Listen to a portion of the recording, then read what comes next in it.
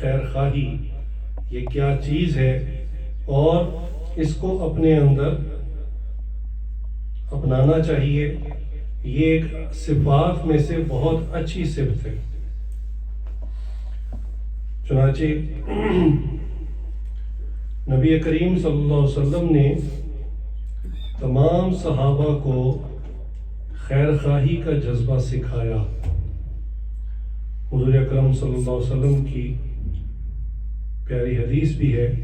ایک صحابی آئے اور انہوں نے کہا کہ یا رسول اللہ مجھے کچھ نصیحت فرمائیے. یعنی ایک تو آپ صلی اللہ علیہ وسلم کے مواعظ تھے جو ممبر سے ہوا کرتے تھے ساری انسانیت کے لیے، تمام صحابہ کے لیے، لیکن صحابہ کا حضور صلی اللہ علیہ وسلم سے ایسا تعلق تھا کہ بعض چیزیں وہ ملاقات کر کے خاص اپنے لیے پوچھتے تھے.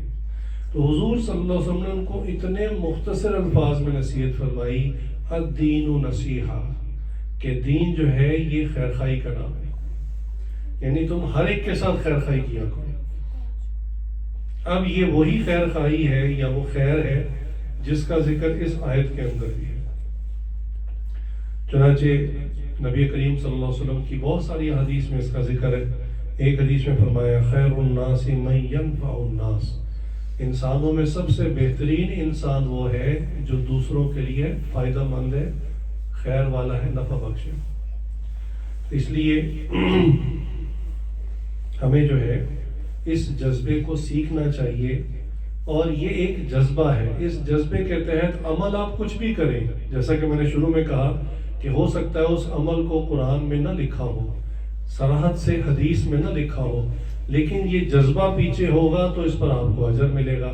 بطور مثال ایک صحابی مسجد نبوی میں تشریف لاتے ہیں تو ان کو خیال آیا کہ مسجد نبوی کے باہر جو لوگ آتے ہیں اپنا جانور کھڑا کرتے ہیں، جیسے آج پارکنگ ہوتی ہے، موٹر سائیکل گاڑیاں کھڑی کرتے ہیں، اس زمانے میں جانور سواریاں ہوتی تھی، تو اس کو باندھنے کے لیے کوئی کھونٹا نہیں ہے. زمین میں ایک میخ گاڑی جاتی تھی جس سے اس جانور کی رسی کو باندھ دیا جاتا تھا، پھر وہ وہیں پر باؤنڈ رہتا تھا، کھڑا رہتا تھا. تو انہوں نے دیکھا کہ بھئی یہاں باندھنے کے لیے یا ہوں گے تو کم ہوں گے، بہرحال ہونے کا مزید کی ضرورت ہے. تو انہوں نے وہ چند میخ جو ہے نا لا کے ٹھوک دی اس نیت سے تاکہ آنے والے اپنے جانور کو باندھ سکیں. ان کا یہ ایک عمل ہے. دوسرے صحابی کچھ اندھیرے میں اس وقت میں وہاں پہنچے تو ان کو محسوس ہوا کہ یہ جو یہاں پر لگی ہوئی ہے نا کھونٹے، اس سے کسی کو ہو سکتا ہے ٹانگ اڑ جائے اور نیچے گرے، اس کو بری طرح چوٹ لگے. چونکہ ظاہر بات تو اس زمانے میں اس طرح کی لائٹس تو نہیں تھی، چراغ کی روشنی ہوتی تھی، اسی قسم کی ہلکی پھلکی روشنی ہوتی تھی. تو انہوں نے کیا کیا کہ وہ جو کھونٹے ان صاحب نے لگائے تھے نا وہ انہوں نے اکھاڑ دیے. اب ایک ان کھونٹوں کو لگا رہا ہے، یہ ایک عمل ہے، اور دوسرا ان کھونٹوں کو اتار رہا ہے. دونوں حضرات جب حضور کے پاس پیش ہوئے، حضور نے فرمایا دونوں کے لیے اجر اور ثواب. اللہ، حالانکہ یہ عمل دونوں کا ایگزیکٹلی اپوزٹ ہے، بالکل ایک دوسرے کے خلاف. ایک چیز کو لگا رہا ہے، دوسرا اس کو اتار رہا ہے، لیکن کیا کامن ہے؟ دونوں میں جذبہ خیر خواہی ہے. ایک نے اسی جذبے سے لگایا کہ مسافروں کو تنگی نہ ہو، اپنا جانور باندھ لیں، اور ایک نے اسی لیے اتار لیا کہ آنے والے مسافر اس سے جو ہے وہ لڑکھڑا کے نیچے گر نہ جائے، ان کو چوٹ نہ لگ جائے. اب اس عمل کا لگانے کا اور اتارنے کا قرآن حدیث میں صراحت سے ذکر تو نہیں ہے. تو یہ وہ خیر کے کام ہے، اور یہ بہت زیادہ ہے، یقین کریں بہت زیادہ ہے. اور جس کے اندر ایک دفعہ جذبہ خیر خواہی آ گئے نا تو اس کو صبح شام گھر کے اندر گھر کے باہر یہ مواقع ملنے شروع ہو جاتے ہیں، اور پھر وہ بندہ خیر خواہی کے جذبے سے ہر ایک کی مدد کرنا شروع کر دیتا ہے. اور میں آپ کو ایک بات عرض کروں، جس شخص کے اندر یہ جذبہ خیر خواہی ہوتا ہے نا تو یقین کریں کہ پھر یہ وہ لوگ ہوتے ہیں جو اہل بقی ہوتے ہیں.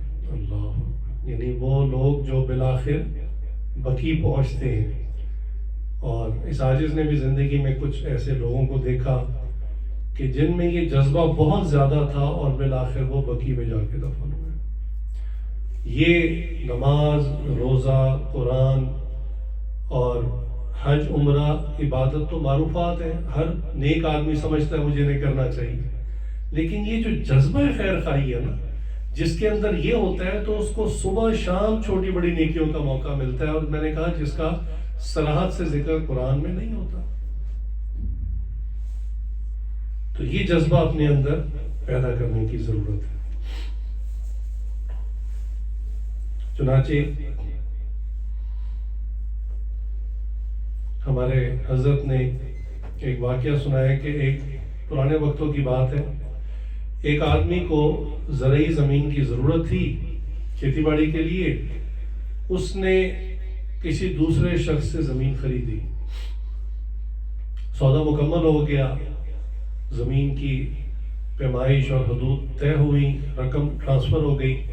اب جس شخص نے، جن صاحب نے وہ زمین خریدی، نئی زمین، تو انہوں نے کہا کہ میں چونکہ پہلی مرتبہ اس پر ایگریکلچر کرنے لگا ہوں تو مجھے ذرا ہل گہرا لگانا چاہیے، محنت سے کام کرنا چاہیے. انہوں نے ذرا گہرا ہل رکھ کے چلایا تو اس کھیت میں، اس زرعی زمین میں کسی جگہ نہ جا کر ان کا ہل کسی چیز سے ٹکرایا نیچے. تو وہ سمجھے کوئی پتھر، کوئی چٹان ہے، اس کو میں نکال دیتا ہوں، خام خواہ یہ رکاوٹ پیدا کرے گی. انہوں نے وہاں کھدائی کی اور اللہ کی شان وہاں ایک جو ہے وہ صندوق نکلا جو ہیرے جواہرات اور سونے کی، چاندی کی اشرفیوں سے، چیزوں سے بھرا ہوا ایک ٹریجر باکس ملا انہیں. اب آپ اندازہ کریں کہ کسی آج کے انسان کو ایسی چیز مل جائے تو وہ تو چلانگے مارتا پھرے گا کہ لو جی، پیمنٹ میں نے صرف زمین کی تھی اور ساتھ میں ٹریجر بھی نکل آیا، خزانہ بھی نکل آیا. لیکن یہ وہ وقت تھا کہ جب مسلمان حقیقت میں خیر خواہ ہوتے تھے. تو انہوں نے وہ صندوق اٹھایا اور سیدھا ان صاحب کے گھر پہنچے جن سے زمین خریدی تھی. ان کو جا کے کہنے لگے کہ جناب میں نے زمین کی پیمنٹ کی تھی، زمین کے اندر سے یہ خزانہ نکلا ہے جو ایسی کئی ہزار ایکڑ زمینوں کے برابر ہے. اس خزانے کی پیمنٹ چونکہ میں نے نہیں کی تھی، یہ آپ کا ہے. اس نے اس کو دے دیا. اب وہ صاحب بھی ذرا دیکھیں کیسے طبیعت میں انصاف پرست تھے، دوسروں کی خیر خواہی کا جذبہ تھا. انہوں نے کہا دیکھیں پہلی بات ہے مجھے تو علم نہیں تھا، ورنہ میں اپنے ٹائم میں نکال لیتا. میں نے آپ کو زمین بیچی اور زمین کے اندر جو کچھ تھا اس کے سمیت آپ کو بیچ دیا، لہٰذا یہ خزانہ آپ کا ہے. اب وہ کہتے ہیں یہ آپ کا ہے آپ لے لیں، وہ کہتے ہیں آپ کا ہے آپ لے لیں. حتیٰ کہ اس زمانے میں اسلامک کورٹس ہوا کرتی تھی، قاضی ہوا کرتے تھے، بڑے بڑے علماء مفتیان ہوتے تھے جو شریعت کی روشنی میں فیصلے کیا کرتے تھے. تو یہ جھگڑا ان کے پاس چلا گیا. اب جھگڑا کیا ہے کہ خزانہ نکل آیا ہے، یہ نہیں کہ ایک کہتا ہے میرا ہے دوسرا کہتا ہے میرا، بلکہ الٹ ایک کہتا ہے تمہارا ہے، وہ کہتا نہیں تمہارا ہے. جب قاضی نے دیکھا تو حیران رہ گیا کہ بھی یہ خزانہ نکلا ہے، نہ یہ لینے کو تیار ہے نہ وہ لینے کو تیار، نکلا زمین سے ہے. آج کے زمانے کے جج ہوتے تو وہ کہتے ہیں نہ تمہارا ہے نہ تمہارا، یہ حکومت کا ہے، لہٰذا گورنمنٹ کو جمع کروا دو. ساری زمین حکومت کی ہے، لہٰذا اس کے اندر جو تیل ہے سب کچھ خزانے سب حکومت کے. بہرحال قاضی صاحب نے جب دیکھا کہ دونوں میں سے کوئی لینے کے لیے تیار نہیں ہے، اب یہ خزانہ ہے، کچھ چند روپے کی چیز نہیں ہے، اس کا کچھ تو حل کرنا ہے.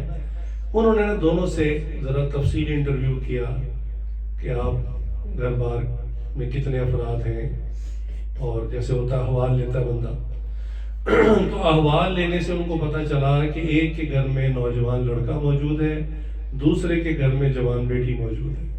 تو قاضی نے کہا دیکھیں فیصلہ تو میں نہیں دے سکتا، رائے میں ضرور دے دیتا ہوں کہ میری رائے ہے کہ اگر آپ دونوں اس کو لینے کے لیے تیار نہیں ہیں تو آپ کے گھر میں جوان بیٹا ہے، اس کے گھر میں جوان بیٹی ہے، ان دونوں کا نکاح کر دیں اور ان کو یہ خزانہ بطور تحفے میں ہدیہ کے پیش کر دیں. اللہ، پہلا شخص بھی خیر خواہ، دوسرا بھی خیر خواہ، اور جو قاضی تھا وہ بھی ان کا خیر خواہ. تو یہ جذبہ خیر خواہی ہمیں اپنے اندر پیدا کرنی چاہیے. اسی کے بارے میں اللہ نے فرمایا کہ تم آخرت میں کوئی خیر میرے پاس لاؤ گے تو اس خیر کو میرے پاس پاؤ گے. یہ خاص الفاظ اللہ نے پتہ کیوں کہ بندہ باز کر تنہائی میں کوئی نیکی کرتا ہے اور جس کا قرآن حدیث میں ذکر بھی نہیں ہوتا، اور بندہ سوچتا ہے میں کیوں کروں، مجھے کیا ضرورت پڑی ہے یہ کام کرنے کی. لیکن اللہ اس وقت دیکھ رہے ہوتے ہیں. آیت کے آخر میں اللہ نے یہ کہا, بصیر کا لفظ استعمال کیا کہ اللہ دیکھ رہا ہوتا ہے. آپ وہ جو نیکی تنہائی میں جذبہ خیر خواہی کی وجہ سے کر رہے ہوتے ہیں, اللہ اس وقت دیکھ رہے ہوتے ہیں. اور اللہ نے کہا یہ نیکی ویسٹ نہیں گئی, یہ میرے پاس جب تم آؤ گے نا تو اس نیکی کو میرے پاس پاؤ گے. اللہ, راستے میں کوئی چیز تکلیف دہ ہے, آپ اکیلے جا رہے ہیں اور آپ نے دیکھا کوئی بھی نہیں ہے سڑک پہ, تو آپ نے اس تکلیف دہ چیز کو اٹھا کر سائڈ پہ کر دیا, کوئی دیکھنے والا نہیں.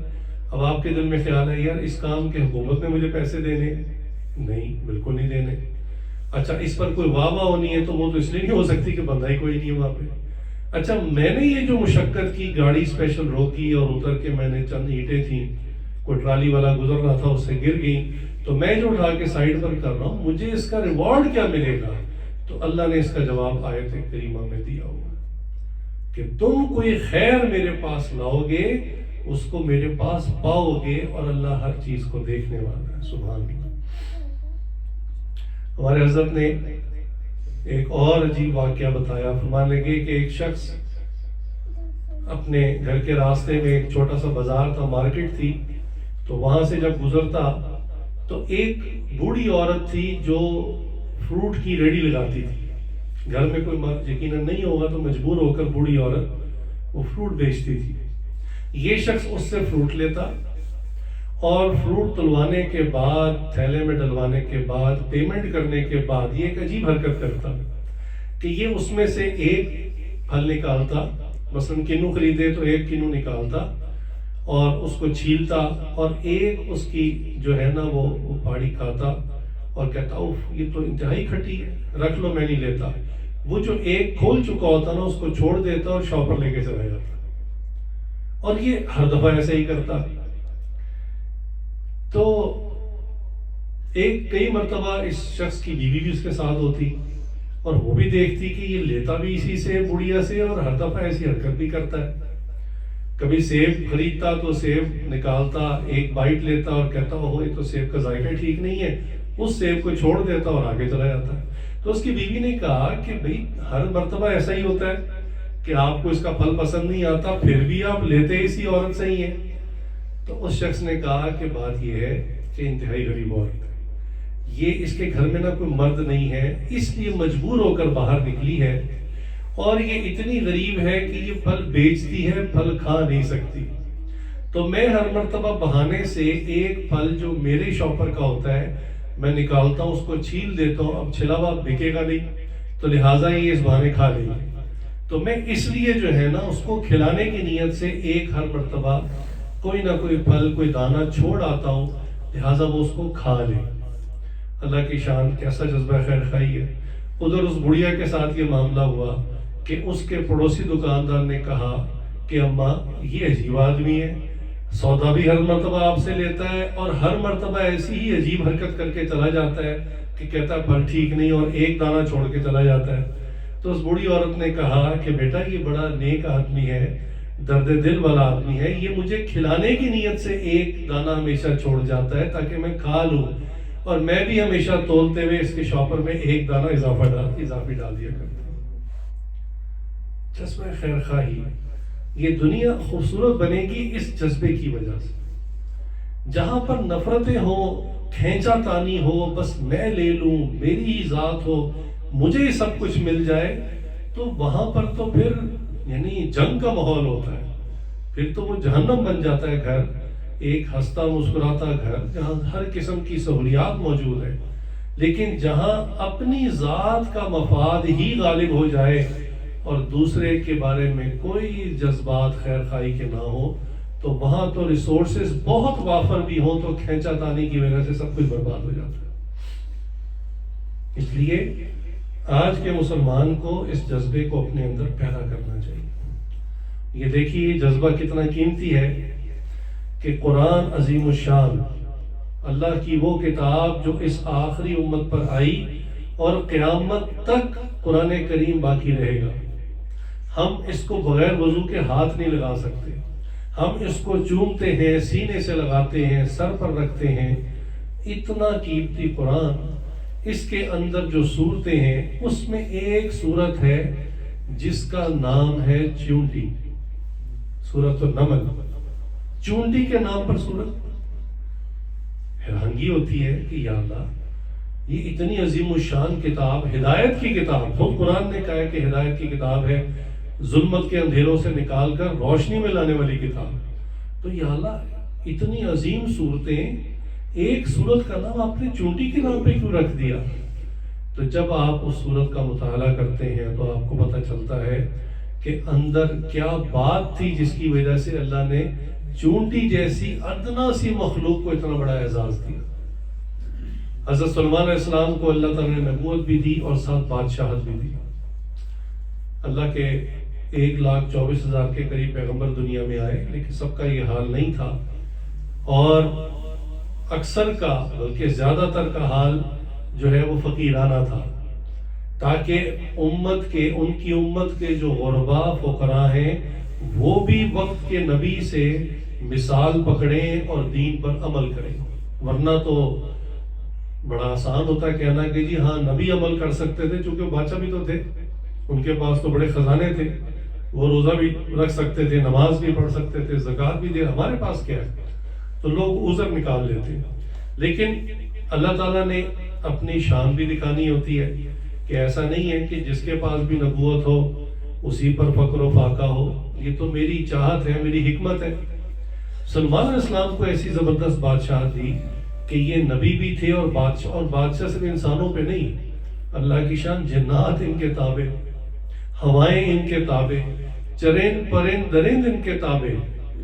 لہذا قرآن میں اس کا ذکر ہے کہ باقاعدہ جو ہے وہ سلمان علیہ السلام صبح حاضری لیا کرتے تھے، اور جیسے اٹینڈنس لگتی ہے، اور ایک دن جو ہے ایک پرندہ ہدہد، چھوٹا سا پرندہ ہے، یہ نہیں آیا ٹائم پر، تو اتنے جلال میں آئے، انہوں نے کہا اگر اس نے آ کر کوئی معقول عذر نہ دیا، کوئی ریزنیبل ایکسکیوز نہ دیا کہ جی میں اس وجہ سے لیٹ ہوا تھا، تو آج ہم اس کو ذبح کر دیں گے۔ اتنے جلالی نبی، اور یہ جب چلتے تھے تو اکثر ان کا تخت ہوا میں اڑتا تھا، ہوا تابع تھی، تو بہت بڑا تخت تھا ان کا اپنا تخت جس پہ خود بیٹھے ہوتے، ساتھ ان کے وزراء کی کرسیاں ہوتی، بہت لمبا چوڑا تخت تھا، یوں سمجھیں ایک اسپیس شپ تھا جو چلا کرتا تھا، نیچے ہوا اس کو اٹھاتی تھی، کئی مرتبہ گھوڑوں پہ سفر ہوتا۔ تو ایک مرتبہ سلیمان علیہ السلام کا لشکر گھوڑوں پر تھا اور یہ کسی جگہ سے گزر رہے تھے کہ آگے چونٹیوں کا ایک بل تھا، اور وہ جو چونٹیاں ہیں ان میں سے ایک چونٹی نے دیکھ لیا کہ سلیمان علیہ السلام کا لشکر آ رہا ہے، تو اس نے کھڑے ہو کر آواز لگائی اپنی دوسری ساتھیوں کو، اے چونٹیوں تم اپنے بل میں چلی جاؤ، ایسا نہ ہو کہ کہیں سلیمان علیہ السلام کے لشکر کے پیروں تلے تم روندی جاؤ، تم ہلاک ہو جاؤ، لہٰذا بلوں میں چلی جاؤ۔ تو اس ایک چونٹی کے اس جذبہ خیرخواہی سے جو اس نے باقی چونٹیوں کے لیے کیا، اس جذبے کی وجہ سے اللہ نے قرآن میں اس کے نام سے سورت نازل کر دی، سورۃ النمل۔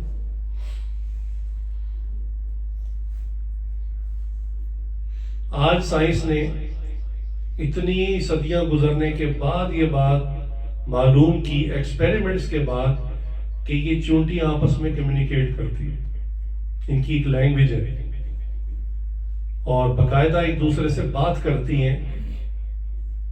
اچھا، یہ سادہ سا ایکسپیریمنٹ آپ نے گھر میں کئی دفعہ دیکھا ہوگا، آپ کے ہاتھ سے چینی کے چند دانے گر جائیں، نیچے کوئی چونٹی نہیں تھی، ایک چونٹی کہیں سے آتی ہے، اس کو چینی کا دانہ ملتا ہے، اور تھوڑی دیر بعد وہاں چونٹیوں کا جمعہ بازار لگ جاتا ہے، بھید تو ہاشا چونٹیاں، وہی ان کے پاس موبائل فون ہے، انٹرنیٹ ہے، کیا چیز ہے، کیسے براڈ کاسٹ کیا، تو پتہ چلا کہ ان کا ایک کمیونیکیشن سسٹم ہے۔ اور قرآن نے 1400 سال پہلے اس کو بیان کیا کہ اس چونٹی نے آواز لگائی کہ اے چونٹیوں تم اپنے بلوں میں چلی جاؤ، ایسا نہ ہو کہ سلیمان علیہ السلام کے لشکر کے پیروں تلے تم رو دی جاؤ۔ اس جذبہ خیرخواہی کی وجہ سے اللہ نے چونٹی جیسی حقیر اور معمولی چیز کا بھی ذکر قرآن میں کیا، نہ کہ ذکر کیا اس کے نام پر سورت رکھ۔ ہم نے کیا سیکھا کہ جذبہ خیرخواہی اتنی قیمتی چیز ہے۔ اگر چونٹی اپنی ساتھیوں کے لیے جذبہ رکھتی ہے اس کو اللہ اتنا مقام دیتے ہیں. جو انسان اشرف المخلوقات یہ جذبہ رکھے, اللہ اس کو کیا مقام دیں گے.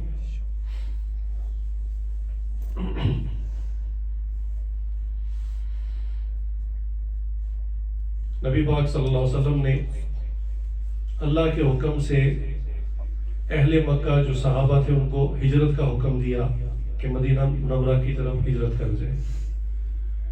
میں نے اس پر بہت تفصیل سے بات کی ہوئی ہے کہ اس وقت حالات ایسے تھے. یہ عام ہجرت یا آسان ہجرت نہیں تھی. آپ میں سے کوئی بندہ لاہور سے شفٹ ہو کے کراچی جانا چاہے, اسلام آباد جانا چاہے یا وہاں سے لاہور آنا چاہے, کوئی مشکل کام نہیں ہوتا. آپ اپنی جو ذاتی پراپرٹی ہے, اپنا مکان وہ بیچ لیتے ہیں, آپ کی کوئی زمینیں ہیں وہ بیچ لیتے ہیں, کوئی شاپ ہے وہ بیچ لیتے ہیں, اپنے ایسٹس کو فروخت کر کے آپ دوسری جگہ آسانی کے ساتھ اپنا جو ضروری سامان ہے لے کے شفٹ ہو جاتے ہیں. لیکن صحابہ کے لیے یہ انتہائی مشکل کام تھا. وجہ اس کی یہ کہ کفار مکہ نے اس پر مشورہ کیا کہ اب ان کو ہجرت کا حکم ہو چکا, اب یہ کیا کریں گے, یہ مدینہ میں اکٹھے ہوں گے, ری گروپ ہوں گے, مضبوط ہوں گے اور پھر مکہ پہ حملہ کر دیں گے. اللہ کی شان ہوا بھی ایسا ہی کہ مدینہ منورہ میں صحابہ اکٹھے ہوئے اور پوری دنیا سے جو مسلمان ہوتے تھے مدینہ منورہ پھر آتے تھے, اسلام کو سیکھنا شروع ہوئے. اوپنلی تبلیغ کی اجازت والا معاملہ ہو گیا, یعنی کوئی رکاوٹ تھی وہ ختم ہو گئی جو مکہ میں تھی, اور مسلمان اتنی تعداد پکڑ گئے کہ چند سالوں میں انہوں نے مکہ کے اوپر حملہ کیا اور مکہ کو فتح بھی کر لیا. اسی کا خطرہ کفار کو تھا, تو انہوں نے کہا ان کو جانے نہیں دینا, لہٰذا جس بندے کو دیکھو نا وہ نکلنے کی تیاری کر رہا ہے اس کو پکڑ لو اور اس کو شدید جو ہے وہ زد و کوب کرو. تو اب صحابہ اپنی زمینیں, اپنے مکان نہیں بیچ سکتے تھے, سچویشن ایسی بن گئی تھی. بس سمجھے جو ان کے ہاتھ میں تھا وہ انہوں نے اٹھایا اور خاموشی سے وہاں سے نکل گئے. اللہ اکبر کبیر. تو یہ ہجرت بہت مشکل تھی. خود نبی کریم صلی اللہ علیہ وسلم کا یہ معاملہ تھا کہ کفار کو جب یہ اندازہ ہو گیا نا کہ اب آج کل میں نبی پاک بھی نکلنے والے ہیں, تو انہوں نے کہا ان کو تو ہم نہیں جانے دیں گے. حالانکہ ایک بندہ آزاد پیدا ہوا ہے, بھئی اپنے شہر میں رہی یا کسی اور شہر میں, آپ کو کیا مسئلہ ہے. لیکن کفار نے کہا کہ ان کے جو سردار ہیں ان کو ہم نعوذ باللہ قتل کر دیں گے.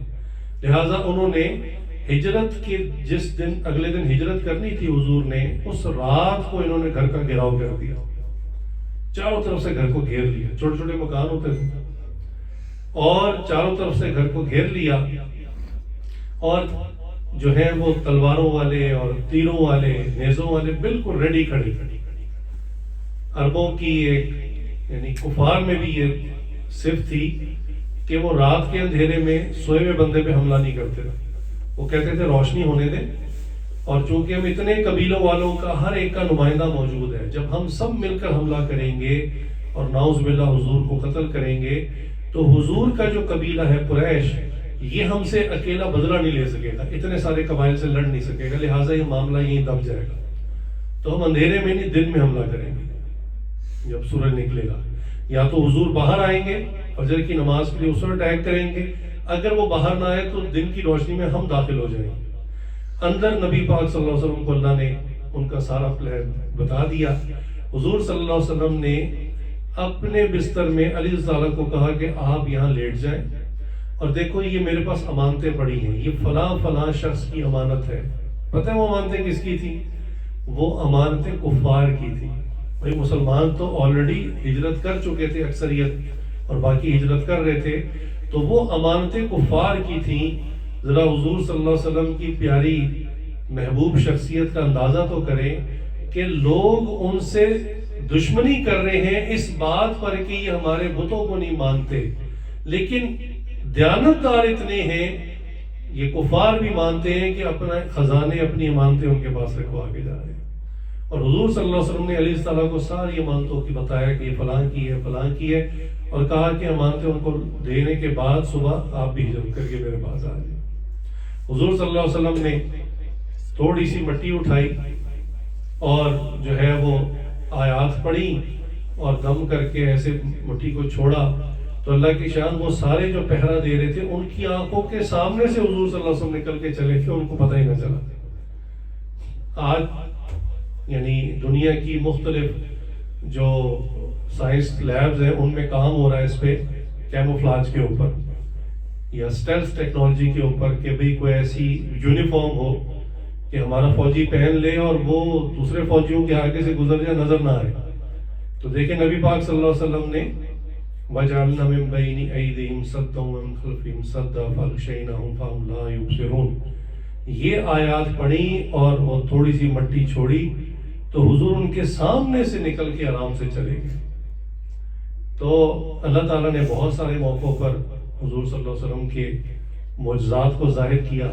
یہ بھی ایک معجزہ تھا. بہرحال بات سمجھنے کی یہ ہے کہ حضور صلی اللہ علیہ وسلم اپنے جان کے دشمنوں کے بھی خیر خواہ تھے. ان کی امانتیں باز رکھی ہوئی تھی. اور جانے سے پہلے یہ نہیں کہ بندہ غصے میں کہتا ٹھیک ہے مجھے شہر میں نہیں رہنے دیا نا, ٹھیک ہے میں تمہاری امانتیں برباد کر دیتا, روتے رہنا پھر پیچھے نہیں, بلکہ علیہ السلام کی ڈیوٹی لگائی کہ آپ نے ہر ایک کی امانت اس کو لوٹانی ہے اور پھر آپ نے آنا ہے. تو جذبہ خیر خواہی نبی پاک کا دیکھیں. اس کے بعد جب ہجرت ہو گئی, صحابہ مدینہ منورہ پہنچ گئے, تو جو وہاں کے لوکلز تھے, جو رہائشی تھے, ان کا نام ہوا انصار. انصار کہتے ہیں نصرت کرنے والے, مدد کرنے والے. اور جو اپنا سب کچھ چھوڑ چھاڑ کر آنے والے تھے, انہوں نے چونکہ ہجرت کی تھی اس نسبت سے ان کا نام ہوا مہاجر.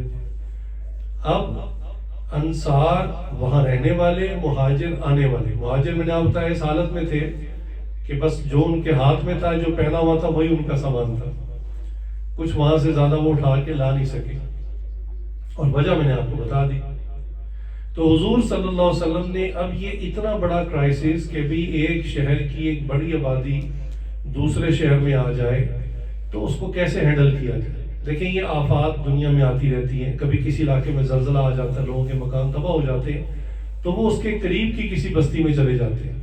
کہیں پر کوئی فوج حملہ کر دیتی ہے, لوگ نکلتے ہیں اپنی جان بچانے کے لیے, آس پاس شہروں یا ملکوں میں چلے جاتے ہیں. تو اس وقت کیا ہوتا ہے, ان کے لیے کیمپس لگائے جاتے ہیں, کپڑے کے ٹینٹ لگائے جاتے ہیں. اب سردی, گرمی, خزاں, بہار, بارش, طوفان, برف باری, وہ اسی کپڑے کے ٹینٹ میں ٹھہرے ہوئے, اور سمجھا جاتا ہے کہ ہم نے بہت مدد کر دی ان کی. ان کے مکان نہیں تھے, اب یہ کپڑے کے ٹینٹ میں رہ رہے ہیں, حالانکہ وہاں تو لائف بڑی میزریبل ہوتی ہے. اور یہ حکومت کے لیے چلانا اور مستقل اس کو سنبھالنا بڑا مشکل ہوتا ہے. اس میں ریسورسز ضائع ہو جاتے ہیں, بیچ میں کرپٹ قسم کے لوگ ہوتے ہیں, وہ فنڈ کھا جاتے ہیں, ٹینٹوں کے پیسے کھا جاتے ہیں, خوراک کے پیسے بڑا مسئلہ ہوتا ہے. تو جب آپ ان مہاجرین سے پوچھیں تو پتہ چلتا ہے کہ ہمیں تو ملا ہی کچھ نہیں. تو حضور صلی اللہ علیہ وسلم نے یہ قیامت تک کے لیے مسئلہ حل فرما دیا. حضور صلی اللہ علیہ وسلم نے ایک بیان فرمایا جس میں ترغیب دی اسی جذبہ خیر خواہی کی, اور فرمایا ہر انصار اپنے قریب والے ایک مہاجر کا ہاتھ پکڑ لے, اس کو اپنا بھائی بنا لے اور اس کو اپنے گھر لے جائے. اللہ اکبر. یہ کرنا بہت آسان ہوتا ہے بھئی. ایک گھر میں ایک سے زائد افراد کی گنجائش ہوتی ہے. جہاں ایک مکان میں 2-3 لوگ رہ رہے ہیں تو ایک بندہ اور رہ سکتا ہے, 6-7 افراد رہ رہے ہیں تو 8واں بھی رہ سکتا ہے. تو حضور نے فرمایا کہ جو انصار ہیں, جو لوکلز ہیں, وہ آنے والے مہاجرین میں سے کسی ایک کا ہاتھ پکڑ لیں. بس انصار کے قریب جو مہاجر تھا انہوں نے کا ہاتھ پکڑ لیا, انہوں نے کہا میرے بھائی ہیں. اللہ اکبر. اور پھر ان مہاجرین نے خیر خواہی کی, کیا مثال قائم کی, اپنے گھر گئے اور یہ نہیں کہا کہ یہ جو میرا سرونٹ کوارٹر ہے آپ کا ہے, یا یہ چھوٹا سا کمرہ آپ کا ہے. کہا کہ میرا گھر آج سے آدھا آدھا, 50, ہر چیز 50-50, گھر کی عمارت بھی, گھر کا سامان بھی, آدھا میرا ہے, آدھا میرے بھائی آپ کا ہے. اللہ. حتیٰ کہ بعض صحابہ نے اپنی زمینیں جو کاشت کے لیے تھیں کہا آج سے آدھی میری آدھی آپ کی, آپ کاشتکاری کریں. کئیوں کے باغات تھے, انہوں نے کہا آج سے آدھا باغ میرا آدھا آپ کا, آپ اس پہ فصل جو ہے اس کا پھل لیں. تو ایسی جذبہ خیر خواہی نبی کریم صلی اللہ علیہ وسلم کی مبارک ترغیب سے دنیا نے دیکھی, جو رہتی دنیا کے لیے ایک زبردست مثال بھی ہے اور ہم مسلمانوں کے لیے سیکھنے کا سبق بھی ہے. بڑے افسوس سے کہنا پڑتا ہے کہ آج کوئی عیسائی کلمہ پڑھ کے مسلمان ہو تو ہم اتنی زیادہ تعداد میں مسلمان ہونے کے باوجود کوئی ایک مسلمان بھی اس کو گھر لے جانے کو تیار نہیں ہوتا. کوئی اس کو 2 وقت کی روٹی کھلانے کے لیے تیار نہیں ہوتا الا ماشاءاللہ چند ایک ہوتے ہیں، ورنہ یہی وہ اکثر وجہ بنتی ہے جس کی وجہ سے وہ واپس اپنے اسی مذہب پہ اپنے اسی علاقے میں چلے جاتے ہیں۔ عیسائی کمیونٹی نے یہ ڈیسائیڈ کیا ہوا آپس میں، اور تقریباً تمام اقلیتوں نے ڈیسائیڈ کیا ہوا کہ ہم میں سے کوئی بندہ چھوڑ کے مسلمان ہوگا اس کا 100% بائک آؤٹ کریں، یعنی بیوی بھی تعلق ختم کر دیتی ہے، جو بچے ہیں وہ تعلق ختم کر دیتے ہیں، جو برادری ہے تعلق ختم کر دیتی ہے، اس بندے کو گھر سے نکال دیتے ہیں۔ اب بس جو لباس اس نے پہنا ہوا ہے وہی اس کے پاس ہے، سب کچھ سے اس کو ڈپرائیو کر دیتے ہیں۔ مقصد کیا ہوتا ہے کہ مسلمانوں کے پاس جائے گا اور یہ مسلمان اس کو کچھ بھی مدد نہیں کریں گے، لہٰذا 2-4 دن فاقے کرنے کے بعد یہ واپس ہمارے پاس عیسائی بن کے آ جائے۔ اللہ اکبر۔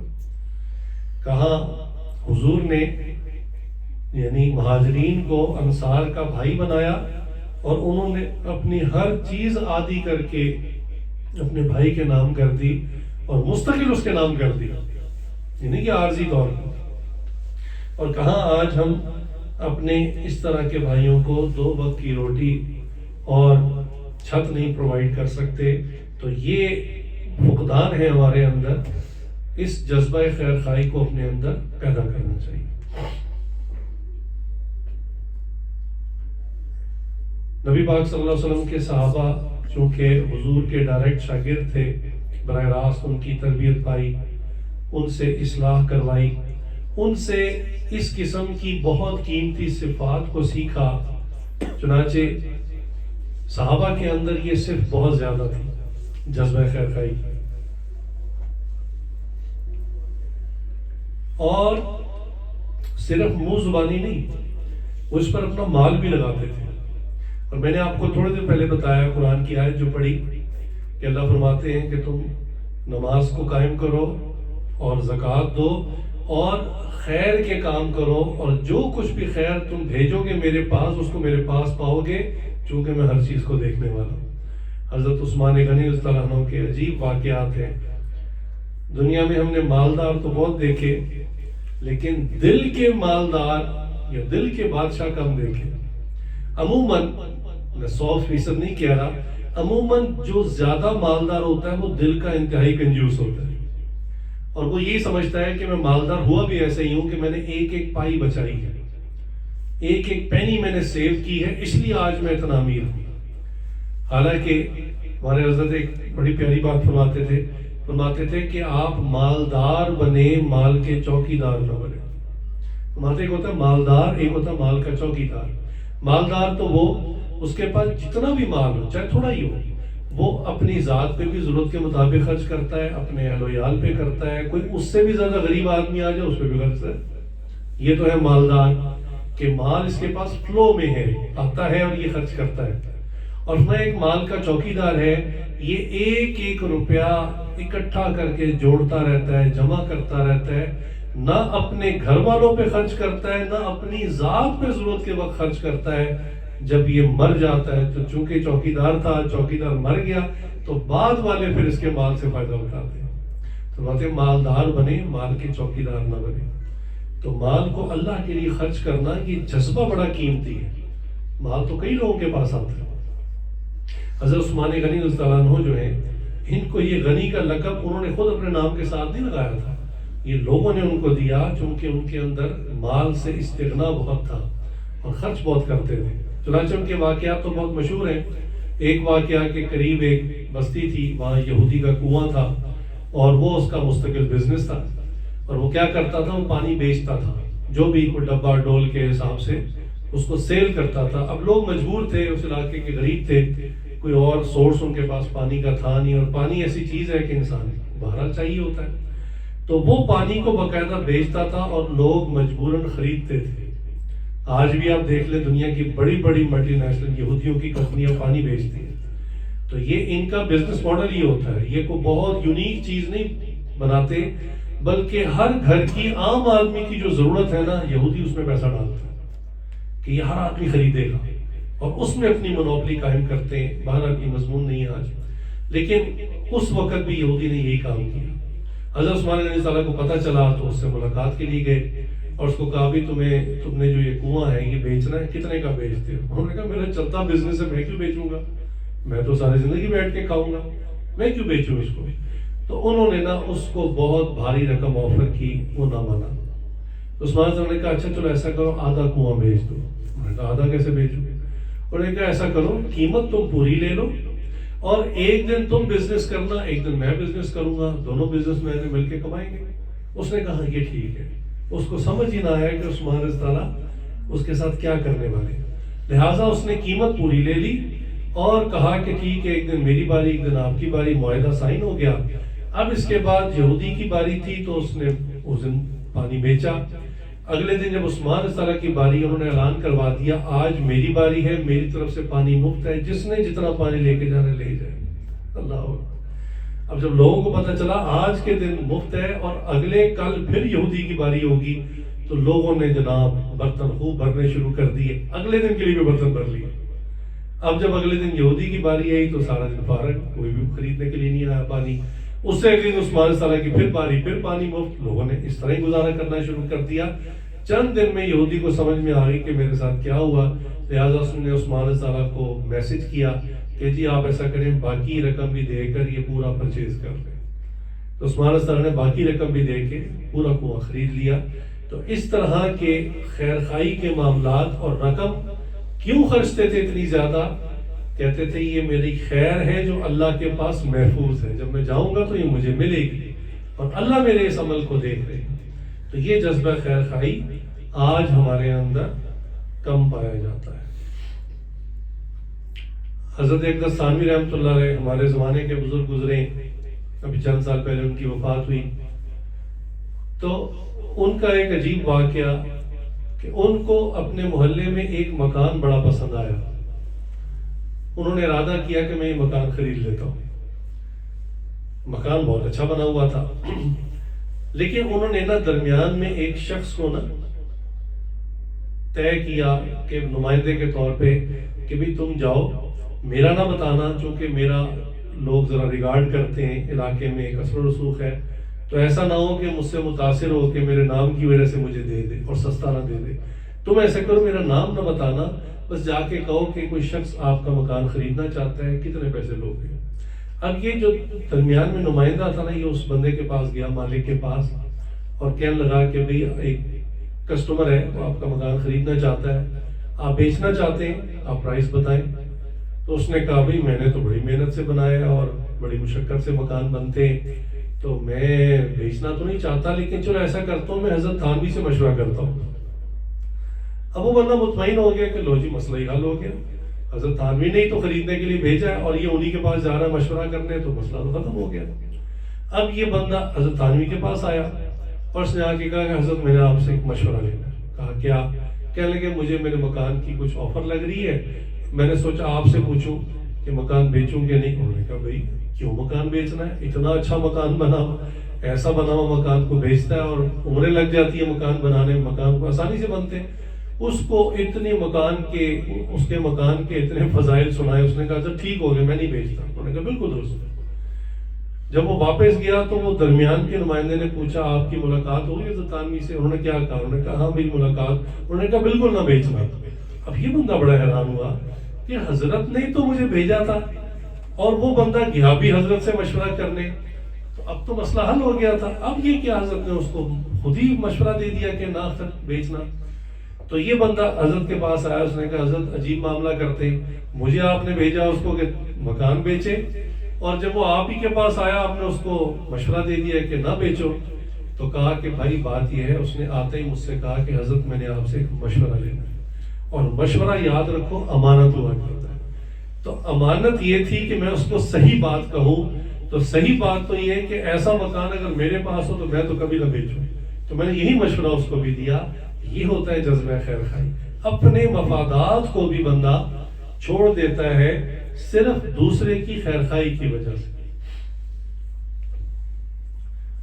مہمانداری کی جو مثالیں ہیں صحابہ کی، وہ اتنی زیادہ ہیں، اتنی زیادہ ہیں، اللہ اکبر۔ بہرحال جو ایک دو مشہور ہیں وہ میں آپ سے عرض کرتا ہوں کہ ایک صحابی کے گھر میں ایک مہمان آ گئے، ان کے حالات بہت غربت والے تھے، اور بعض صحابہ کے گھر میں بس کھانا اتنا ہی بنتا تھا جتنے گھر کے افراد تھے وہی کھا سکتے تھے، یعنی ایک شخص کے بھی کھانے کی گنجائش نہیں ہوتی. اور بعض اوقات 2 افراد ہیں، میاں بیوی ہیں، اور کھانا ایک کا ہے تو وہ آدھا آدھا کھا لیتے تھے.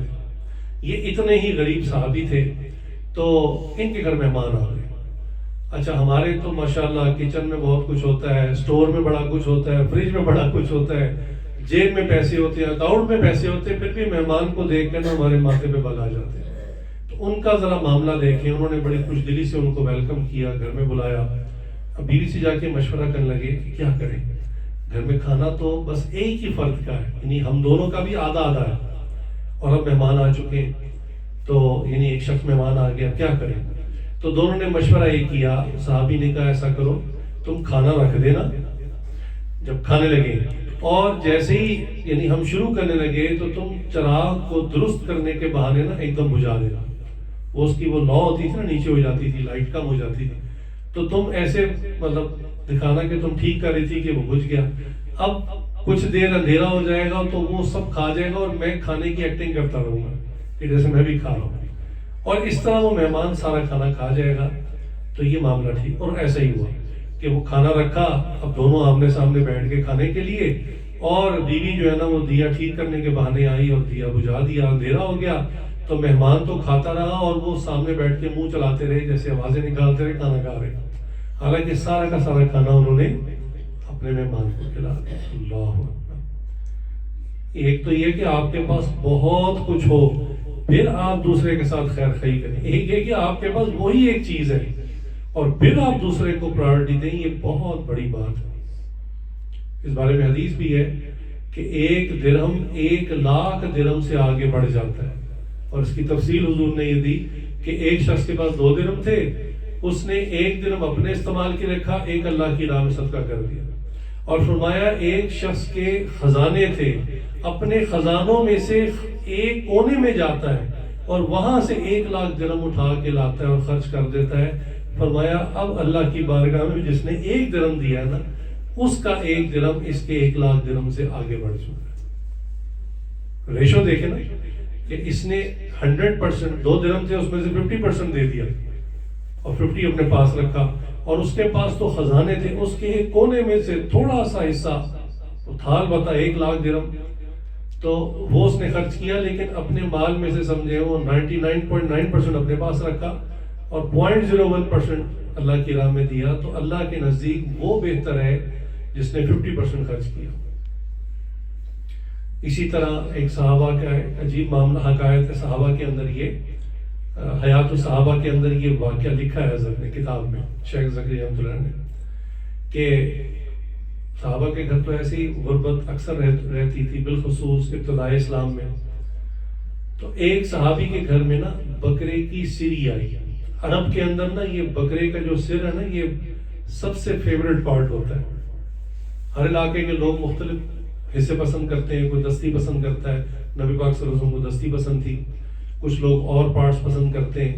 رشیا کے جو مسلمان ہیں وہاں بھی نا حضرت گئے تو حضرت نے کہا کہ وہ چونکہ مہمان خصوصی تھا تو کہنے لگے سب کھاتے تھے رانے اور چانپیں دوسری چیزیں، اور میرے آگے وہ سری آ جاتی تھی. کہنے لگے ہمیں تو نہ کاٹنی آتی ہے، اور کہتے تھے بسم اللہ آپ کریں. وہ کہتے تھے نہیں میں نے شروع کرنا ہے تو باقی لوگوں نے کھانا ہے. کہتے ہیں ہمیں سمجھنا ہے اس کو کاٹنا کدھر سے. تو پورے کا پورا سر بکرے کا سامنے آ جاتا تھا. بھارت کئی علاقوں میں اس کو سب سے فیوریٹ پارٹ سمجھا جاتا ہے. تو ایک صحابی کے گھر میں ایک بکرے کی سری آئی. تو اب ان کے گھر میں غربت تھی، فاقہ تھا، لیکن انہوں نے اپنی ذات پر اپنے پڑوسی کو فوقیت دی. انہوں نے کہا اس کے گھر بھی کئی دن سے چولہا نہیں جلا. اس زمانے میں نا بڑی جلدی پتہ چل جاتا تھا کہ کس کے گھر فاقہ ہے، چونکہ لکڑیوں پر چولہا جلتا تھا صحن کے اندر. وہ دھواں جس کے گھر سے نہیں نکلا پتہ چل جاتا تھا اس کے گھر میں کچھ نہیں پکا. انہوں نے کہا 2-3 دن گزر گئے، انہوں نے بھی کچھ نہیں پکایا. اس نے وہ سری اٹھا کر صحابی نے ساتھ والے کو دے دی.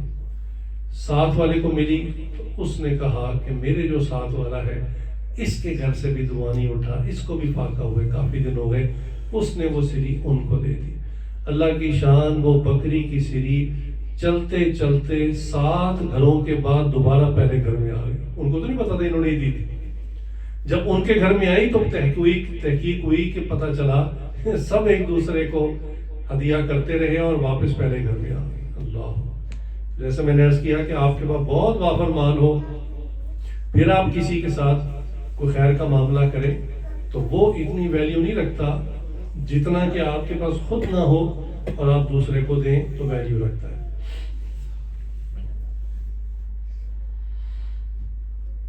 حضرت نے اپنا ایک واقعہ سنایا. فرماتے ہیں میں چھوٹا تھا, اسکول گوئنگ تھا, تو ہم چونکہ شہروں میں رہنے والے تھے, ہم نے گاؤں دیہات کبھی دیکھا نہیں تھا. تو حضرت فرماتے ہیں کہ میرا ایک کلاس فیلو تھا, اس کا تعلق دیہات سے تھا, گاؤں سے تھا. تو گرمیوں کی چھٹیاں ہوئی تو اس نے کہا کہ بھئی میرے گاؤں آؤ, میں تمہیں گاؤں دکھاتا ہوں. کہہ لیں کہ میں نے اپنے والدین سے اجازت لی اور میں چھٹیوں میں اس کا گاؤں دیکھنے چلا گیا. تو کہنے لگا میں آپ کو دکھاتا ہوں کہ فصل کیسے اگتی ہے. حضرت کہتے ہیں میں اس وقت اتنا چھوٹا تھا, مجھے یہ بھی نہیں پتا تھا کہ گندم جو ہے وہ کسی پودے پر اگتی ہے یا درخت پہ اگتی ہے یا بیل پہ اگتی ہے. تو کہنے لگے وہ مجھے فصلوں کا معائنہ کروانے کے لیے لے کے چلا گیا. تو جب میں وہاں گیا تو کہنے لگے کہ میں نے کیا دیکھا کہ ایک صاحب کام کر رہے ہیں کھیتوں میں, اور وہ جو جانوروں کا فضلہ ہوتا ہے گوبر, کہنے لگے وہ اس مٹی کے اندر ملا رہے. کہتے ہیں مجھے تو بڑی گھن آئی. تو میں نے کہا یہ بندہ کیا کر رہا ہے, یہ مٹی جس میں سے کھانے کی چیزیں اگتی ہیں, فصلیں اگتی ہیں, اس میں یہ گندبلا ملا رہا ہے. تو اس بچے نے کہا کہ ایسا کرو تم انکل سے خود ہی پوچھ لو. تو حضرت کہتے ہیں میں نے اس بندے سے پوچھا انکل یہ تو زمین سے آپ فصلیں نہیں اگاتے جو ہم کھاتے ہیں, گندم روٹی اور چاول وغیرہ. کہنے کہ ہاں بچہ یہ وہی ہے. تو کہنے حضرت یہ بدبودار گندبلا چیز آپ اس میں کیوں ملا رہے ہیں. تو وہ کسان تھا, اس نے کہا کہ بیٹا آپ تو اس کو گندبلا سمجھ رہے ہیں اور بدبودار چیز سمجھ رہے ہیں, ہمارے نزدیک نا یہ فرٹیلائزر ہے. ہم جب اس گوبر کو اس مٹی میں ملا دیتے ہیں نا تو مٹی زیادہ زرخیز ہو جاتی ہے, فصل اچھی ہو جاتی ہے. حضرت کہنے کہ بچپن کی بات تھی, جب میں بڑا ہوا تو مجھے اپنا یہ واقعہ یاد آیا اور مجھے خیال آیا کہ دیکھو گوبر جس کو ہم گند کہتے ہیں, فضلہ کہتے ہیں, ناپاکی کہتے ہیں, وہ جس مٹی میں مل جاتی ہے اس کو فائدہ مند کر دیتی ہے, زرخیز کر دیتی ہے. اے انسان اگر تو اپنے دائیں بائیں والوں کو فائدہ نہیں دیتا تو گند اور گوبر سے بھی کیا گزرا ہے. اللہ, جذبہ خیر خواہی یہ وہ جذبہ ہے جس کی وجہ سے حقیقت میں ہم انسان بنتے ہیں. عجیب بات کہ یہ جذبہ تو بعض جانوروں میں بھی دیکھا جاتا ہے. جانور ایک دوسرے کے بچے کو پہچانتے ہیں کہ یہ بچہ ہے, لہذا اب تو چونکہ ویڈیوز آ جاتی ہیں, نیشنل جیوگرافک کی بعض ویڈیوز ایسی ہیں کہ بندے کو اس میں بڑا مورل لیسن ملتا ہے. چنانچہ ایک ویڈیو دیکھنے کا موقع ملا, چونکہ اس میں کوئی غیر شرعی ایسی چیز نہیں ہوتی, نہ موسیقی ہوتی ہے نہ عورت ہوتی ہے, کہ ایک شیر نے ایک ببون کا شکار کیا, بندر کی ایک نسل ہے اس کا شکار کیا کھانے کے لیے, لیکن اس کو نہیں پتا تھا کہ یہ فیمیل ہے اور اس کے ساتھ اس کا بچہ چپکا ہوا ہے. تو جب اس نے اس کو شکار کر لیا کھانے کے لیے اور اس نے اس وقت دیکھا کہ بچہ ماں سے الگ ہوا ہے, تو اس ویڈیو میں عجیب بات دکھائی کہ اس شیر نے اس بچے کو منہ میں اٹھایا احتیاط سے اور درخت کے اوپر چڑھ گیا اور وہاں ساری رات اس کو درخت پہ رکھا کہ کوئی جانور اس بچے پہ حملہ نہ کر دے. اپنا شکار چھوڑ دیا اس وجہ سے کہ اس بچے کو کوئی نقصان نہ دے, خود بھی ساری رات اس نے درخت کی شاخ پہ گزاری. اللہ, ہم تو یہ مثال دیتے ہیں نا کہ جانوروں میں چیر پھاڑ کرنے کا مواد ہے, کوئی عقل نہیں ہے, تو اگر غور سے دیکھا جائے تو بعض ایسے واقعات سامنے آتے ہیں کہ جانوروں میں بھی یہ جذبہ خیر خواہی ایک دوسرے کے لیے نظر آتا ہے. حالانکہ وہ اس کی خوراک تھا, کھا سکتا تھا اس کو بھی, لیکن نہیں.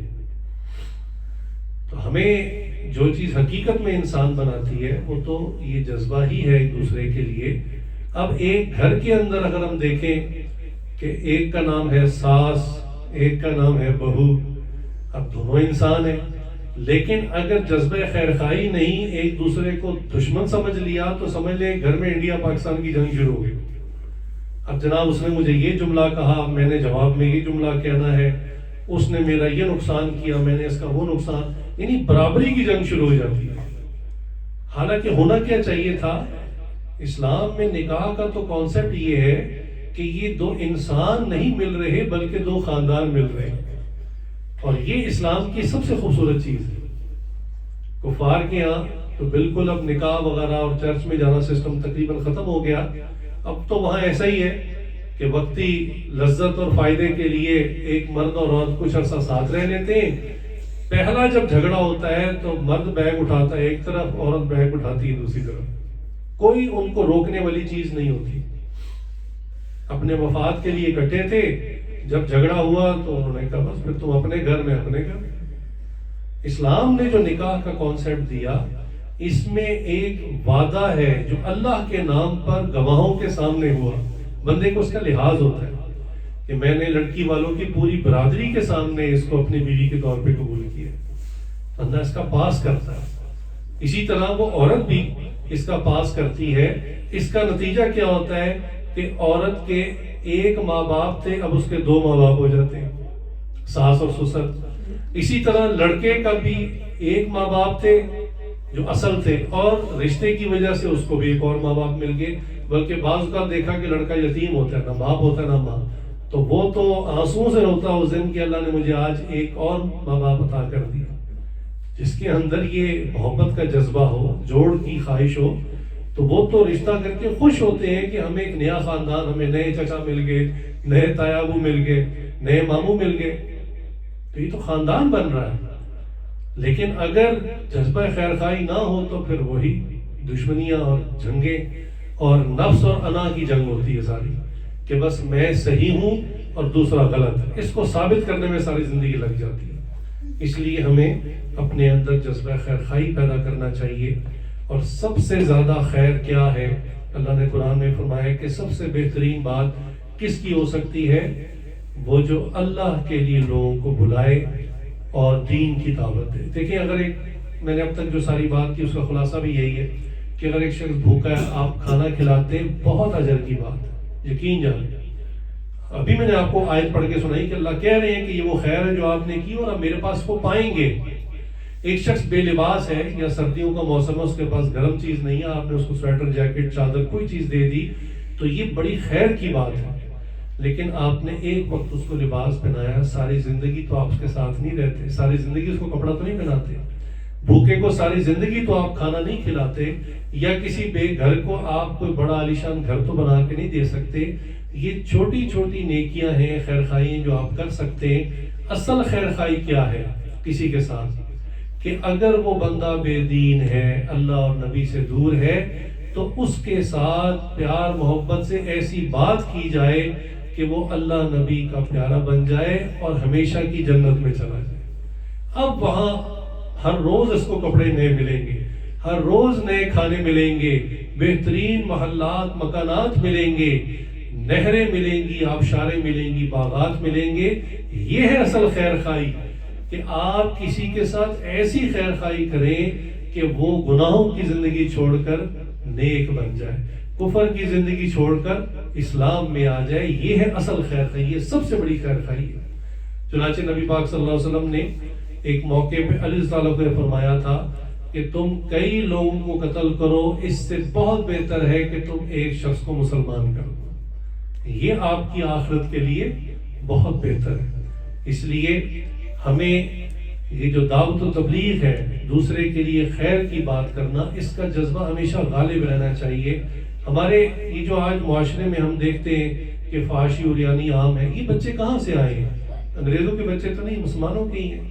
تو ظاہری سی بات ہے ہمارے گھروں سے بلانگ کرتے ہیں، تو ہر گھر میں اگر یہ محنت شروع ہو جائے کہ بچی پر محنت شروع ہو جائے، لڑکے پر محنت شروع ہو جائے، تو یہ معاشرے میں جو بگاڑ ہے آہستہ آہستہ ختم ہو جائے گا۔ اس لیے دوسروں کے ساتھ خیر خواہی کا جذبہ رکھیں، کیونکہ اللہ نے فرمایا کہ تم جو خیر میرے پاس بھیجو گے، جب میرے پاس آؤ گے تو اس کو میرے پاس ہی پاؤ گے، اور میں ہر چیز دیکھنے والا ہوں۔ اللہ تعالیٰ سے دعا ہے اللہ تعالیٰ جو کہا سنا اس پہ عمل کی توفیق عطا فرمائے۔ وآخر دعوانا الحمدللہ رب العالمین۔